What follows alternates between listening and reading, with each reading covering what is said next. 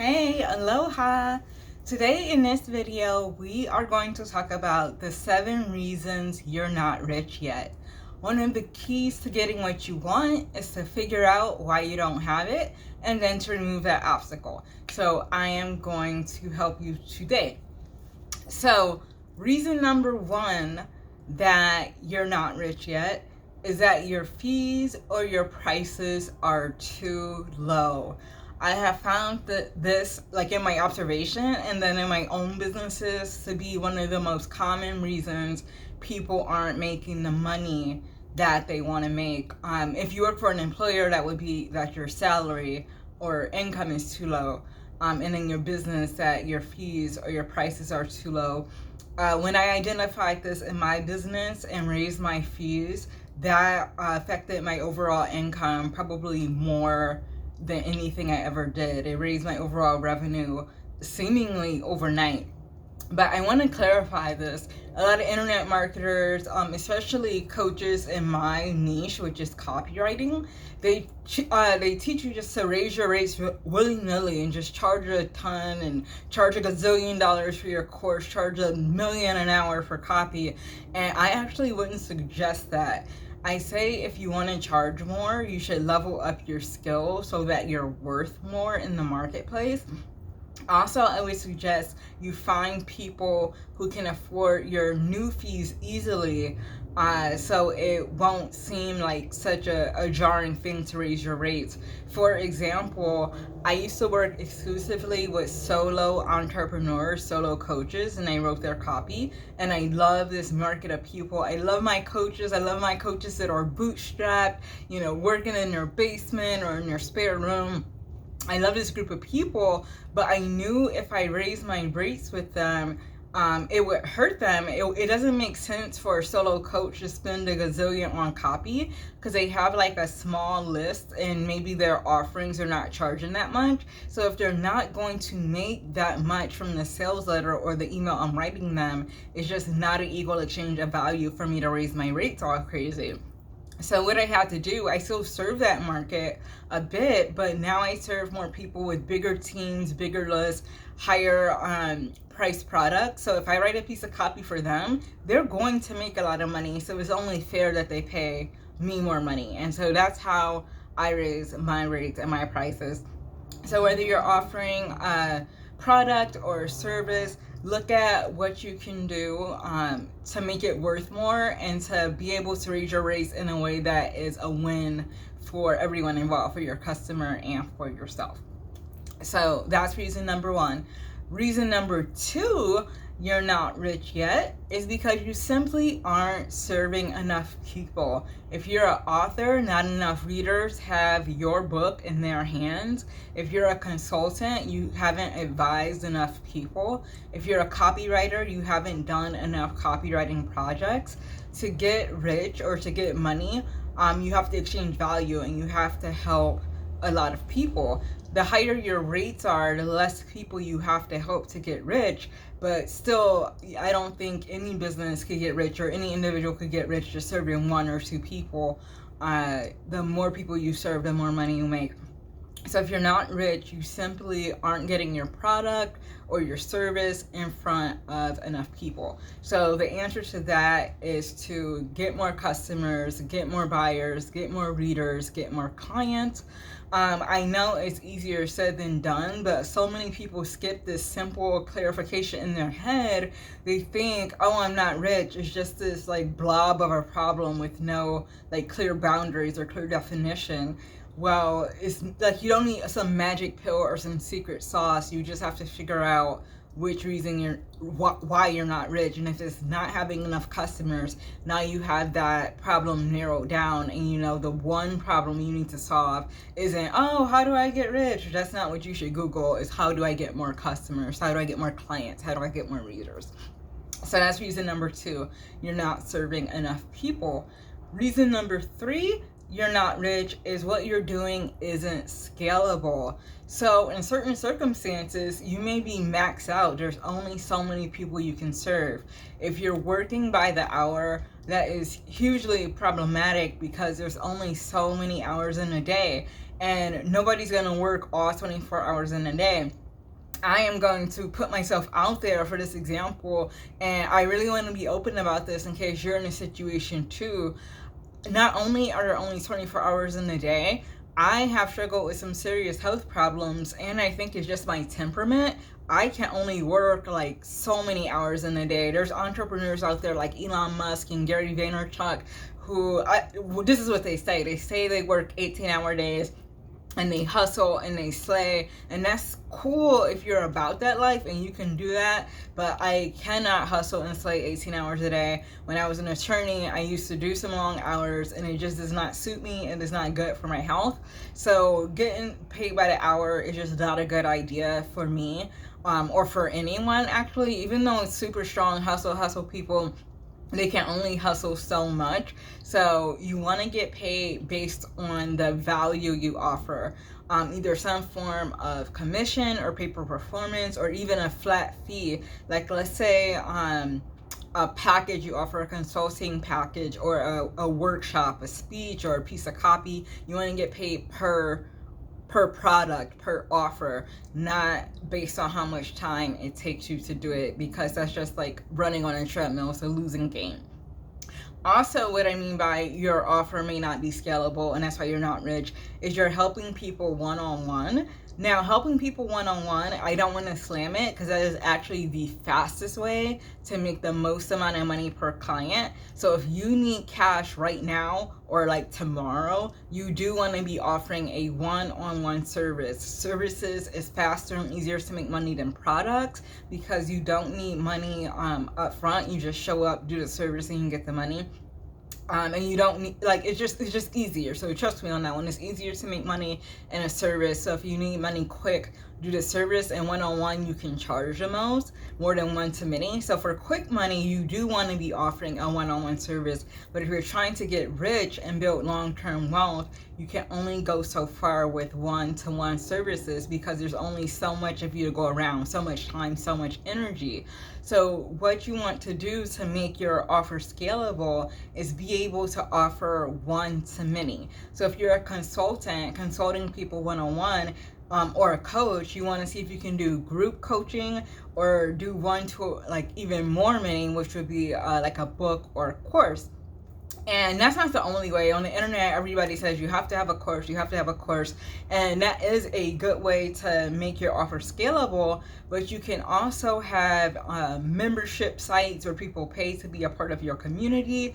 And another way you can scale that, not a lot of people are talking about, is to duplicate yourself. So say you are a coach and you have a special methodology to get your clients results. What you can do is hire a junior coach and train them in your methodology, and have them taking clients, and hire another junior coach, and now you're serving 2 to 3 times the amount of people. Or in my case, as a copywriter, I've thought of this. I've not done it yet. I'm not sure if it's the right choice for me, but I want to throw it out there to give you ideas if it's a choice for you.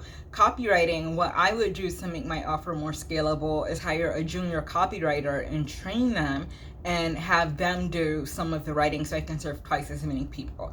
So if you're not rich yet, maybe your offer isn't scalable enough, and you need to find a way to either duplicate yourself by hiring a junior employee or junior contractor, or turning your service into a product, like a course or a book or a program.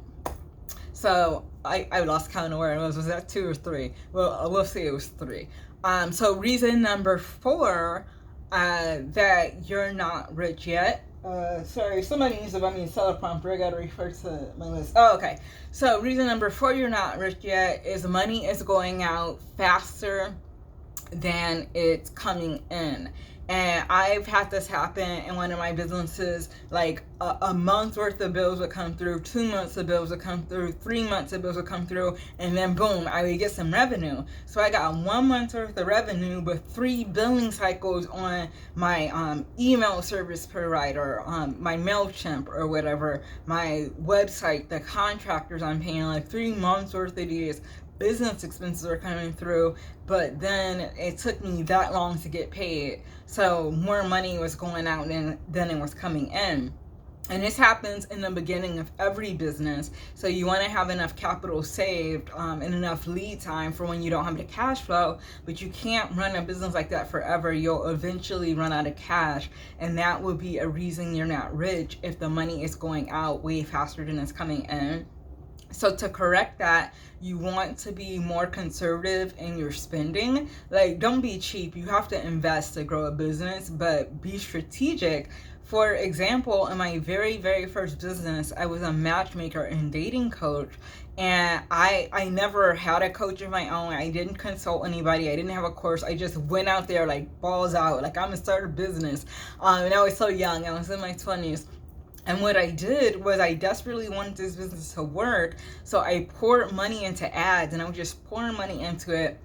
And at first, my ads weren't converting because I wasn't a copywriter yet. I had no business experience. So I'm pouring money into ads that don't convert. So that's not smart. You got to pay a little bit and invest a little bit to test your ads. But if we're not converting, it makes no sense to keep pouring money into it. So I learned that the hard way. Then finally, I wrote an ad by chance. I wrote an ad that converted a lot. I got a ton of leads, so I poured all this money into it, and I got all these leads on the phone. But at the time, I'm young in my 20s, new in business. I didn't know how to close sales, so I had tons of leads on the phone all day with sales calls, but I couldn't close barely a one of them. And I keep pouring money into it, but I'm pouring money down the drain. If you can't close your leads, it makes no sense to keep pouring money on advertising.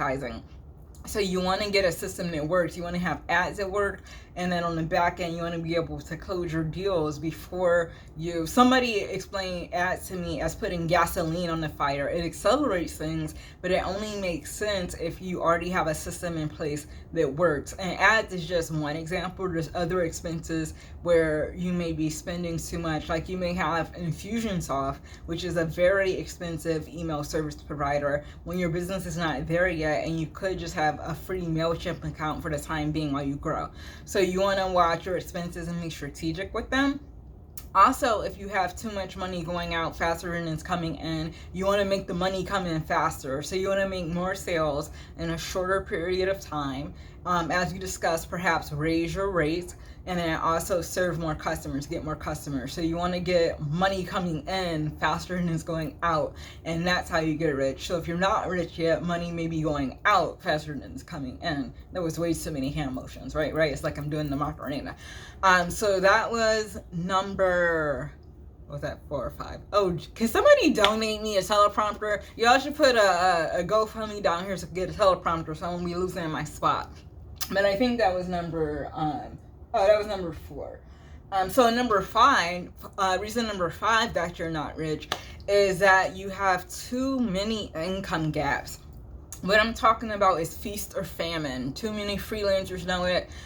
Too many self-employed people know feast or famine. So you may be balling in January, making gazillions of dollars, maybe even February too, but in March you make like half what you usually make. Then April you make nothing. May you make nothing.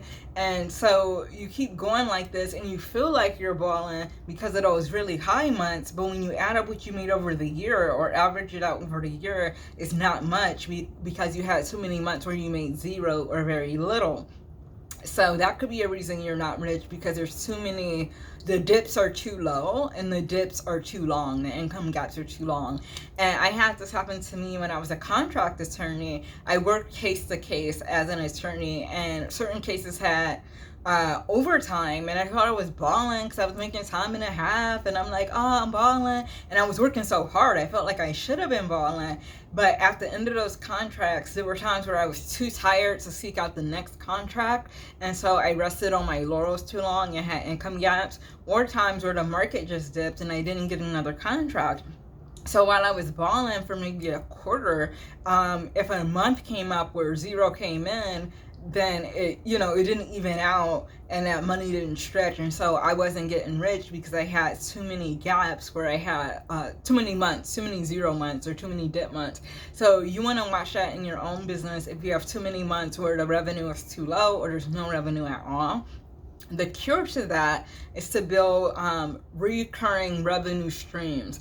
Think of Netflix. You know how Netflix, you pay your fee every month and it's a subscription? Or like I used to have a subscription to Cosmo.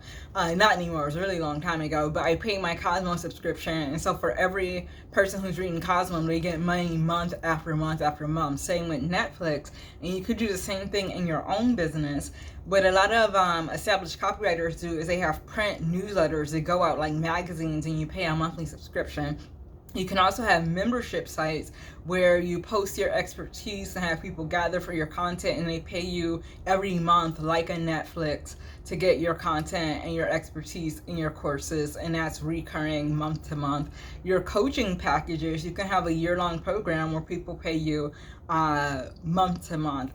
Or as a copywriter, you can have a retainer where you say, hey, I'll do all of your copy month after month, or do 10 of your emails month after month, or whatever, and you pay me a flat fee every month. So you want to keep a recurring revenue model. And that's where I am. I have heard of this before. I have the knowledge, the business acumen to know you want recurring revenue.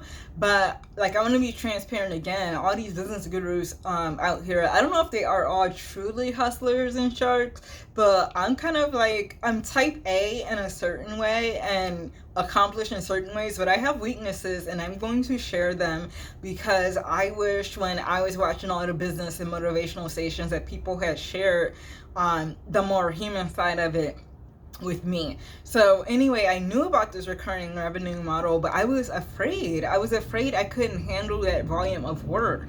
I kind of liked, having a contract, working hard on a contract, especially like when I was an attorney, and being able to breathe after that contract before I went out to hunt for the next fish or contract. But now I'm ready. I worked on my health, so I still have some struggles, but I'm a lot healthier than I used to be. Also, I'm a lot more experienced in the work I'm doing than I used to be, so I know I can handle a higher volume of work with shorter breaks in between. So I am now implementing recurring revenue streams into my business, and of course I'll check back in and let you guys know how it goes. But that is a really great way to get rich faster. Even if it's a small subscription fee, it's better to have a small amount of money recurring than you have boatloads of money and then have these big gaps with $0. It's just not consistent, it's not fun, and it's not the way to build wealth. So yeah, number 5, I believe we're on, you're not rich because you got too many income gaps. To fix it, recurring revenue. All right, reason number 6 you're not rich is because you don't want it or believe you don't deserve it. And you're probably like, well, I'm watching this video. I Google how to get rich all the time, how to make money online all the time. The reason I know is because I was there. And so you're like, I do want it. I do want to get rich, and I know I deserve it. I'm a baller. I'm a shark. I deserve to be rich. But that's what you're saying consciously. You have to think about your subconscious. First, let's talk about feeling like you don't deserve it. A lot of people just have this subconscious belief that they're not worthy and they're not good enough. They don't deserve good things, especially not wealth. And it could have been implanted in childhood by a small incident. A lot of people look back and say, oh, I didn't have a traumatic childhood. But what a child considers traumatic is way different than an adult. So the 40-year-old version of yourself, when you look back and say nothing happened as a child, with the 5-year-old version of you, you may have just not gotten the ice cream cone you wanted, but as a 5-year-old, you took it as, I'm not worthy of getting a treat, and you carried that subconscious belief with you, and now you believe you're not wealthy. I know it sounds like deep and crazy, but it's like that. And then for too many of us, we really did have trauma in our childhoods, either teachers or caretakers or abusers telling us we weren't good enough, like a partner or a family member or whatever, or teacher, educator saying you're not good enough or you're worthless or whatever. And that affects your money when you feel that you barely deserve to exist, let alone to thrive and be wealthy. So you want to check your sense of self-worth and actually I can make a whole different video on that, how to feel worthy, how to recognize that you're enough. I will get to it. If I don't, remind me in the comments, find me on social media. But you want to make sure you own your worth, your sense of worth. If you don't, you will undercharge, you will not put yourself out there and get enough customers. All the reasons we just talked about, they'll manifest if you don't feel you're good enough. Now let's talk about not wanting to be rich. You think you want to be rich, you Google how to be rich, but a lot of people actually don't want it. They have a conflict. Some people think if they get rich, people will resent them and be jealous and they'll lose their friends. So they want to be rich on one hand, but deep inside, they're afraid if they're rich, they'll be alone. So there's a part of them that doesn't want it. So you're energetically putting I don't want to be rich out into the universe. So that's affecting the metaphysics of it. But even on a just very practical, worldly level, you're going to self-sabotage if like the most scared part of you, like your inner child, the scared part of you, or your ego that's there to protect you, doesn't want to be rich. Like, you won't get rich. So you have to check and see if you have like a conflict of interest, like you're afraid if you get rich somebody will take it, or you're afraid people won't like you, or you're afraid you'll be overworked and sick. There's so many beliefs that could have you have a conflict inside of not really wanting the money. So you want to deep dive into that. That, like, this video is already getting long, but just a quick thing I can suggest is put your timer on for 45 minutes and just journal. The reason I'm afraid to get rich is, just write that and just don't edit, and just write super just free flow, no judgment, and just pour it all out. In the first 10 minutes, nothing may come, maybe not 20 minutes, but once you get into it, your subconscious beliefs about why you're afraid to get rich will come. You can either write the reason I'm afraid to get rich is, or the reason I don't want to be rich is, and all those conflicts will come up. And again, I can make videos in the future about how to reverse those beliefs or resolve them. And the last thing I'm going to say about not wanting to be rich, maybe you truly are just not interested in being rich, and that's okay. And I want to talk about this because nobody is. We're programmed to believe we should be rich, we should want to be rich, we should all want to be millionaires, especially if you're in the entrepreneur space. I am a copywriter, so I am subscribed to a bunch of freaking marketing lists, and they're all like how to get rich quick, how to get rich in your sleep, how to scale from 6 to 7 figures, all this stuff. And I watch a lot of YouTube, and the ads are like, here in my backyard, here's my mansion, here's my Lambo, and it's being shoved down our throats that we should want to get rich and get the Bugatti and get the Lambo and get the designer clothes.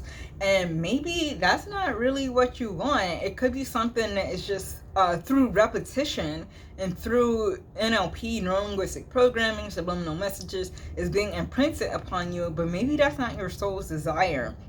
Like, maybe you think you want to be rich, but you really just want to be seen. You want a sense of significance. Like, if you do get the Lambo, people will pay attention to you, but maybe you don't need the Lambo and the 7 figures. You just want to be seen and to be heard. And that's a very valid desire. There's nothing wrong with that.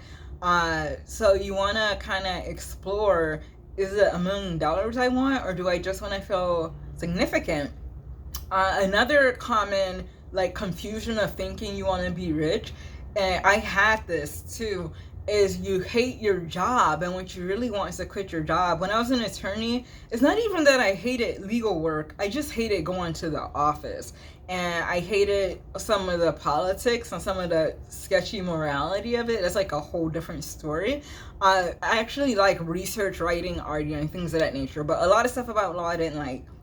Specifically having to go to the office at 8 in the morning. That is just not me. I don't like it whatsoever. So I was like, oh, I want to get rich. I want to make $1 gazillion. But it wasn't so much I wanted to be rich. I just wanted to not be an attorney. And I wanted to do work that I love. So many people, including me, for the longest time, you think you want to get rich so you don't have to work at all. You think you want to get rich so you can sip Mai Tais on the beach, or binge watch Sex in the City and eat bonbons, or whatever your thing is. Do they even still make bonbons? It was just a weird example. But what most people want is not to get so rich they can lay on the beach all day. Is they want to do work that they love, that fulfills and energizes them. And you don't need $1 million or $50 million to do work you love. So one of the reasons you're not rich could be you actually don't want to be rich, you just think you do. Or you have a conflict, like you want to be rich, a part of you does, but part of you doesn't because you're afraid of what will happen if you do, or you think you're not worthy. So I know that one was like really long and deep, and you'll have to journal, do some guided meditations, talk to your inner child, to your ego, access your subconscious. It's a whole lot of processes. If you want more information on how to deep dive into that, let me know in the comments and I will make content on that. But the core of that is number 6. The reason you're not rich is there is a conflict. There's part of you that either doesn't want it or think you don't deserve it. And reason number 7 you're not rich is you simply haven't given it enough time. Maybe your prices are right and your fees are right where they should be. Maybe you're serving people, you're serving a lot of people, you're serving them well. Maybe you do have a scalable offer, you have it all set up. Maybe your marketing funnel is super on point, everything is legit. You're doing it right, but you haven't given it enough time. Business always takes longer than expected. And I will share with you a story, and hopefully I can save one person from making the mistake I made. One person, or hopefully more. But I first started, after I was done being a matchmaker and a dating coach, I started Kindle publishing, and I was actually doing well in Kindle publishing, but I didn't realize it. I was inundated with all those marketing messages, and I thought I was supposed to be making like $1 zillion instantly. And I was making good money. At the time I didn't know, but I was actually doing better than my peers. But I thought I was supposed to be like super balling overnight, and I wasn't. And then I had a coach talk me out of Kindle and tell me to quit, that I can make more money more quickly selling Amazon FBA. So she got me to invest in an expensive FBA course and her coaching. And I think she had decent intentions, but like she wanted to make the sale. She wanted to get the clients. So she convinced me that FBA was better than Kindle. And I thought like my Kindle revenue was growing too slowly. So I quit Kindle and I did Amazon FBA. And I lost so much money. Oh my gosh, it was a disaster. I can't laugh about it now, but it was a disaster. But I learned so many lessons. I learned not to get into businesses I didn't understand. I was very good at Kindle. I understood it. I didn't understand FBA. And so I switched to it because I thought I could get more rich more quick. But it just wasn't the right choice for me. And I learned to choose your advisor as well. I just kind of chose a random person because I desperately wanted to get rich really quick, and she kind of sold me that dream, and I went with what she said without like analyzing it myself. Now I'm much more cautious, but the point is I didn't give Kindle enough time. Years later, after FBA, I came back to Kindle and I stuck with it, and I watched it grow gradually and snowball, and then I started making good money with Kindle publishing. But I set myself back 2 whole years. If I would have stayed with it from the beginning and just gone slowly and steadily, I would have been like super balling by now. But I took that expensive detour and lost time and lost money, all because I simply didn't give my wealth building enough time. I just that actually in a lot of things, sometimes you do have to know when to hold them and when to fold them, and you have to exit a business fast enough and be agile and be able to pivot, and that's a whole lesson for a different day. But in a lot of cases, whether investing like in the market or building a business, you simply haven't given it enough time. So you have to serve people, serve them well, be doing the right things, but consistently over a long period of time. Success doesn't happen overnight. Don't let anybody sell you the idea that it does. I used to be the most gullible because I was desperate. I wanted to get rich so bad, and I wanted it like yesterday, and it caused me to make mistakes. So I would jump from business to business, shiny red object, and career to career.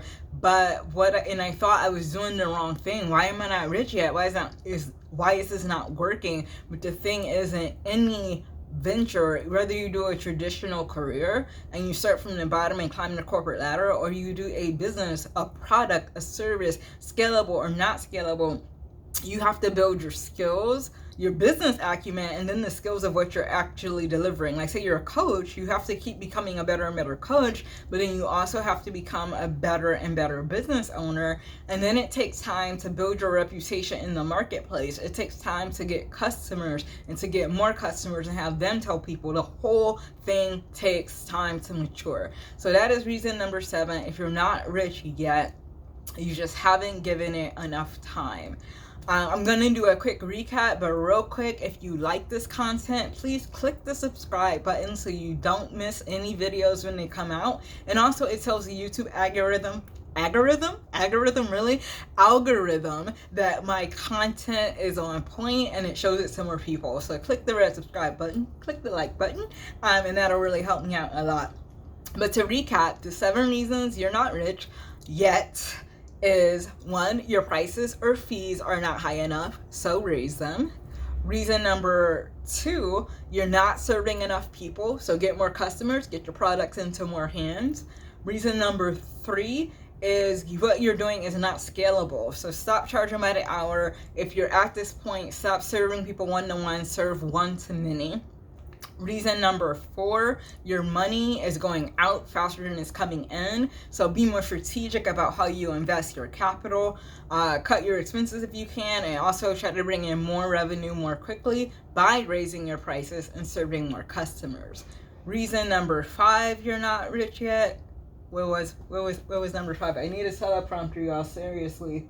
You have too many income gaps. So that's feast or famine. So you want to get a recurring revenue model, get people on subscriptions or retainers.